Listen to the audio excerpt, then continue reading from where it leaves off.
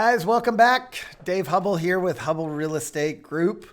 Got some more good information for you to help you grow your business. So today, it's all about phone calls and using your phone and how do you incorporate your cell phone into your business, whether you're getting your second line or you're going to be using just one phone. Are you filtering calls? Are you not filtering? What time management are you using with your calls? What type of voicemail do you set up? How do you respond to text messages? Are you doing it at the moment, or are you setting up auto responders and things like that? So what I wanted to get into was just first off, how to answer your calls. Got a little story on that. I am so ingrained with, hey, Dave Hubbell, Hubbell Real Estate, how can I help you? It is a habit now.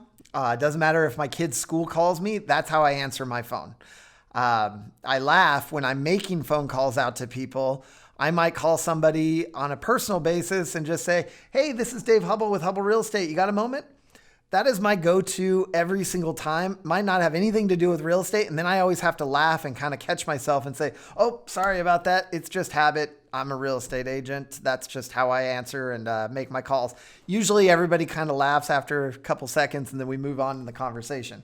But it is something that is so ingrained. I actually have to think about not saying it more than how I actually have to say it. So if I'm making a phone call that's personal, I actually have to catch myself before I make the phone call and say, don't say Hubbell Real Estate Group. Don't say real estate or how you're doing or anything like that. I always have to catch myself. That's how ingrained it is in my nature. So with that said, how to answer your calls. Call rings, you answer it. First things first, you got to announce who you are. Don't just say hello. If you're a business, have you ever called a business? Say you call Walmart and they go, hello, and that's it. Like, that is not how businesses answer phones. You are an independent representative. You are your own business. So when you answer your cell phone, every single time needs to be hello, announce who you are, what company you're with. So again, if you're branding yourself, for me, it's Dave Hubbell with Hubbell Real Estate Group. How can I help you? Like, it's just that simple, but every single time my phone rings, if I don't answer it that way, catch me on it. Be a secret shopper and call me, and I guarantee it's going to be very much the same every single time. So your name, what company you're with, your branding, and, obviously, how can I help you? So be a secret shopper. Call me, 805-598-9291. I encourage you, give me a call. And if I don't answer my phone, hi, this is David, Hubbell Real Estate. How can I help you? Call me out. Be like, oh, I got you. Because it is so ingrained. That is just how I do it now. So it would make me laugh, and I would recorrect myself to go, oh, am I slipping? And I need to tighten up and sharpen my tools again. So with that said, make sure you know how you're answering your phone. Now, you need to ask yourself, most agents are using their cell phone for their business, which is wonderful. The question is, how are you filtering your personal and non-business and business calls? Is everything going to your cell phone? Because if that's the case, then you need to treat your cell phone like your business, and your operating hours need to be answered that way. Now, if you have some sort of filtering system, and what I mean by that is, are you using a software to put a phone number out there as your company number? And then when it calls that number, it shows up on your cell phone like this is a real estate call. That way, when it on your caller ID, oh, this is a real estate call, I'm answering this way. What number are you putting out in the world as your marketing number? Softwares that I've used in the past has been Google Voice. I've used blockers like Google Voice to basically market my Google Voice number. If you don't know how to use Google Voice, comment below or watch part 2 of this video. I will be talking about how to incorporate Google Voice into your software. Google Voice is a great program. It allows you to create a local phone number. And with that local phone number, you can basically forward all calls to your number. It also has a service that basically asks the person who's calling, who is this and what's this regarding? And please wait while we connect you to the agent. So there's a buffer there where you can listen to the person what they're wanting before you actually take the call. And then you hit 2 if you want to take the call, or 3 if you want to send them to voicemail. So you have a filter system, because if your phone is ringing all the time and you have it personal and real estate, it's very hard to get things done if you haven't time blocked yourself, or you've put a buffer of a receptionist or a software that acts as on your behalf as a receptionist. So that's one solution if you want to go and have a filter. Second one, there's third-party companies out there that are on-site receptionists that the call gets forwarded to this receptionist, and then the receptionist basically calls you and says, I have so-and-so, or they leave you a message. And if it's urgent, they have a system in place that basically can connect directly to you if it's truly an urgent matter. And then boom, you can get in contact with whoever's calling you. So for me, I use Google Voice. Love Google Voice. I have started in the past. I put my personal cell phone number out there and on my business cards and stuff like that. It's hard to go back in time and take that phone number away and put a new one up. But I have started using Google Voice as more of a blocker for me because it allows me to time management myself a lot better. So now I'm using Google Voice and I'm starting to use that as my marketing number just to help time management myself a little better. Moving on to voicemail. Let's say you do send people to voicemail. You need to ask yourself, what type of business am I running? Am I time management and time blocking myself, which means I only do phone calls 8 to 9 a.m. in the morning, and then I return phone calls between 2 and 4 in the afternoon every day? Or are you returning phone calls as they come in right at that moment? For me personally, I don't like the time blocking of leaving it on my voicemail that says, leave a voicemail and I will get back to you by end of business between 3 and 4 o'clock. That to me, I like to just get things done right then and there. Now, with that said, it doesn't mean that I put the same priority on every voicemail. Obviously, I'm listening to my voicemails. I might be multitasking. Someone leaves me a voicemail, I put on speakerphone. I'm still in the zone what I'm doing, but I'm listening to a voicemail. Now, if it's something that I feel is urgent or needs to be addressed, then I'll address it. If it's something that I can postpone until my 3 and 4 o'clock return phone calls time blocked, then I'll push it over to there and I'll make a task list, like add this to my voicemail. Once I've listened to the voicemail, I delete it. If I've moved it over to a task and I've taken care of it, or I've documented that I have a voicemail to follow up with, I've unchecked it as a voicemail. Biggest problem I see out there with agents is they leave voicemails in their voicemail and they fill their voicemail capacity up. And now they're not able to take voicemails at all. And on the other end, as a client, if I'm calling you and it says this voicemail is full, I just get more frustrated with you than I am with the actual, it's just more salt to the wound. If they're calling about something and then they can't get a hold of you and they don't get a voicemail system, you've just added, it's adding layers of more issues than need to be. So if you're not deleting your voicemails, you do need to be checking your capacity every single day, making sure you're not anywhere near your capacity limit and going back in time and deleting voicemails. If you're using voicemail as a system to store your data, to go back and like double check stuff, you need to come up with a new system.